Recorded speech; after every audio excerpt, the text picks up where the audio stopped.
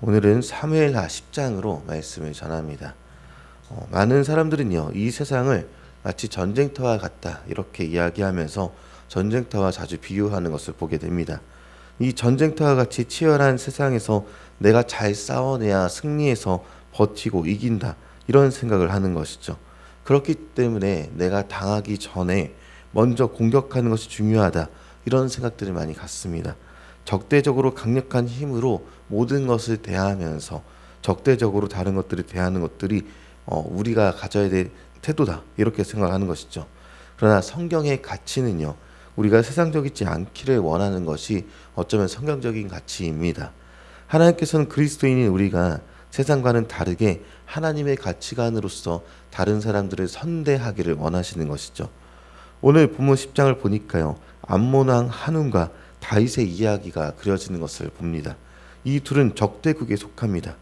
그러나 암몬 왕 나하스, 그 이전에 한운 이전에 나하스가 죽었다는 소식이 들려질 때 다윗은요, 그의 아들 한운에게 위로의 사절을 보내는 것을 보게 되는데요. 적대국인 암몬에게 위로의 손길을 보낼 수 있는 힘이 어디에 있을까 이렇게 생각을 해보면요, 신명기를 통해서 알 수가 있습니다. 그 20장 10절에 전쟁하기에 앞서서 반드시 해야 할 것이 있다라고 알려줍니다. 그 내용을 잠시 읽어드리겠습니다. 내가 어떤 성읍으로 나아가서 치려할 때에는 그 성읍에 먼저 화평을 선언하라. 네, 어떤 성읍으로 가서 전쟁하게 될 경우 마지막까지 화평의 방법은 없는지 고민하고 계속해서 찾아보라 이런 이야기를 하고 있는 것이죠.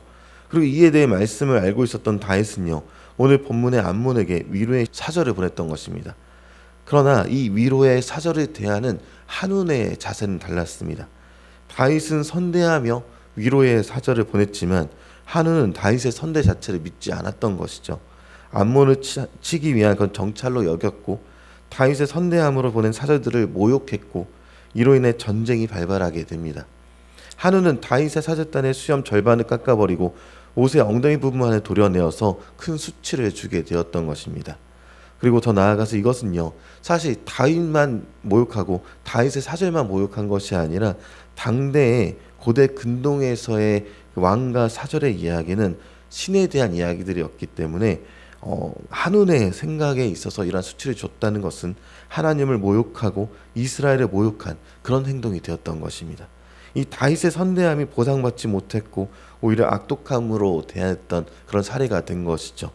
사실 다윗은요, 수많은 선대함을 보상받지 못하는, 그리고 오히려 적대함을 많이 받았던 그런 억울한 사람일 수도 있겠다 그렇게 생각이 듭니다. 왜냐하면 그 이전에 다윗이 아무리 사울에게 선대함을 보였어도 사울로부터 죽음의 위기를 계속해서 받아왔었던 것이죠. 오늘 본문도 마찬가지로 그 선대함의 결과는 스파이라는 눈명과 함께 사절들의 모욕을 당한 것이었습니다. 이 정도라면 다른 사람들을 대하는 태도에서 선대함이 빠질 수도 있을 것 같습니다.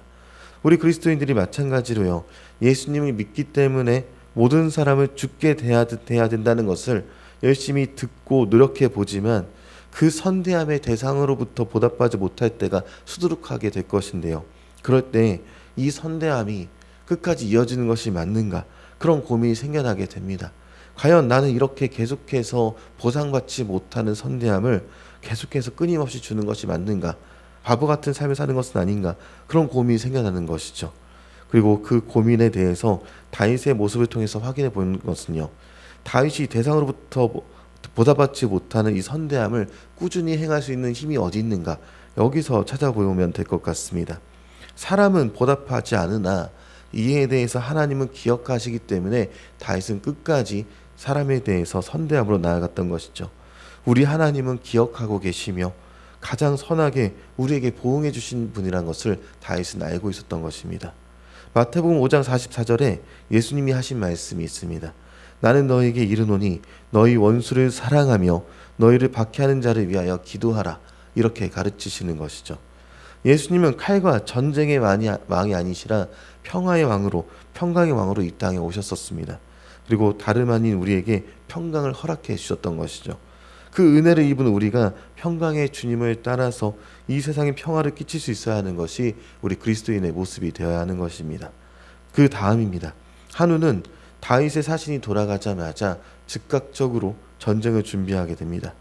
이 한우는요, 이웃나라 아람의 군대를 용병으로 끌어들여와서 다윗과의 전쟁에 대비하게 되는데요. 벳르옷 아람 사람, 소바 사람, 그리고 아람의 보병이 2만 명, 마아가 왕의 군대 1,000명, 돕 사람 12,000명 이렇게 용병으로 고용했다 이야기를 하고 있습니다. 이것만 해도 3만 3천에 다다릅니다.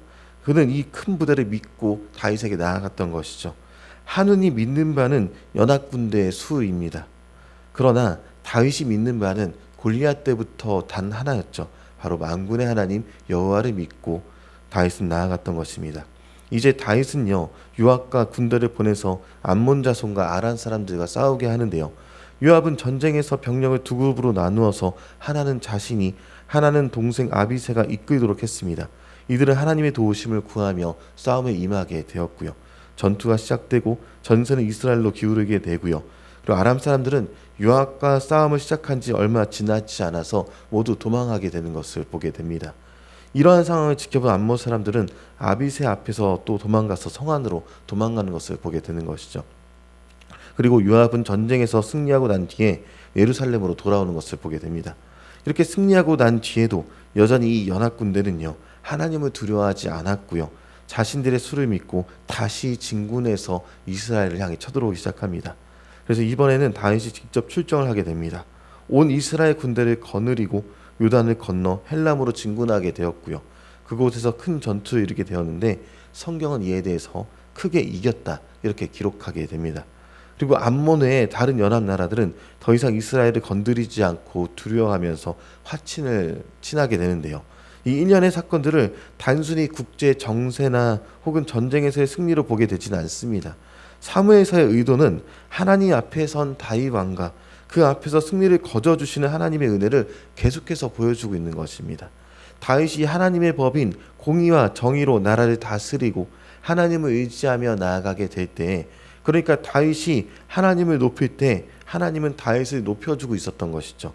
베드로전서 5장 6절은요. 그러므로 하나님의 능하신 손 아래에서 겸손하라. 때가 되면 너희를 높이시리라. 이렇게 기록하고 있습니다. 그리고 우리에게 마찬가지로 하나님을 의지하고 겸손하라라고 가르쳐주고 있는 것이죠. 그 겸손을 통한 신뢰로 다윗이 복을 누리는 것을 우리에게 알려주고 있으면서 동시에 우리도 다윗처럼 하나님을 믿고 또 겸손하여 주님 앞에서 때를 기다리라 우리에게 가르쳐주는 것입니다. 오늘 말씀을 기억하시면서 하나님의 은혜 안에서 겸손하는 저 여러분 되길 바라고요. 그리고 선대함을 잊지 않고 계속해서 세상을 향해 하나님의 선대함을 줄 수 있는 또 주님을 바라보는 저와 여러분이 되기를 주님의 이름으로 축원합니다.